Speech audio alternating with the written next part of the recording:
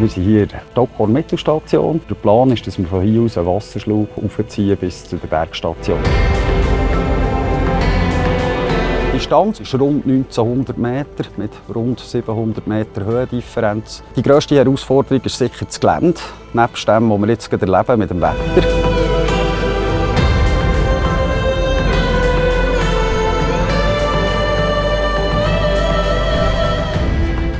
Wenn wir das Projekt hier fertig haben, haben wir nach meiner Meinung etwas realisieren dürfen, was es in der Schweiz bis dato noch nicht gibt.